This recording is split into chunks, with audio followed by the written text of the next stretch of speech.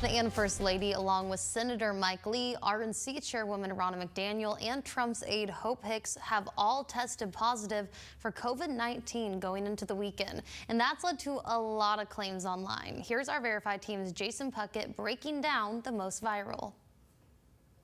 We're talking about the president and first lady testing positive for COVID-19 and what that means this close to an election, and what Senator Mike Lee's positive diagnosis could mean for the vote to advance Judge Amy Coney Barrett as the Supreme Court nominee. First question, if the president is sick, can the election be delayed?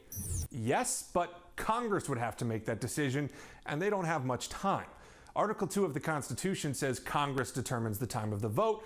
The law currently sets Election Day as the first Tuesday following the first Monday of November. So Congress would have to pass a new law to change that, requiring approval by both the House and Senate. However, the 20th Amendment says that the new Congress and president must be in place by January. Next question, what happens with the election if a candidate drops out of the race this late?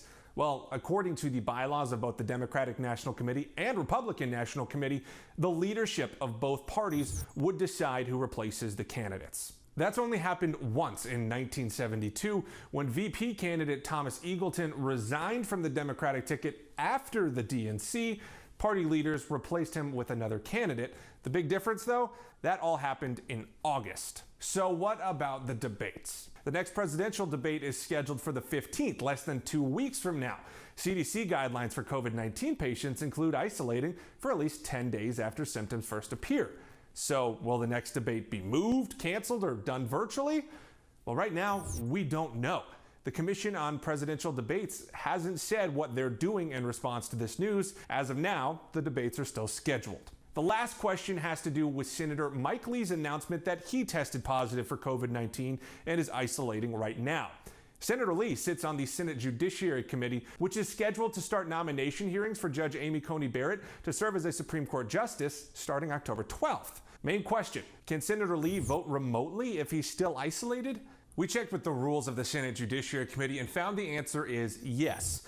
In the committee, a senator can vote, quote, by writing or by telephone or through personal instructions. However, if the vote moved past the committee while Lee was still isolating, he would have to return in person to vote on a Senate floor vote because voting by proxy is not allowed outside committees. Now, so far, both Mike Lee and Judiciary Committee Chair Senator Lindsey Graham both say Lee is planning to isolate now, but will return in person to vote on the nomination process. Folks, if you have other claims or questions for us to look into, send us an email. With your Verify, I'm Jason Puckett. Also, Senator Thom Tillis has now tested positive and is also a member of the Judiciary Committee.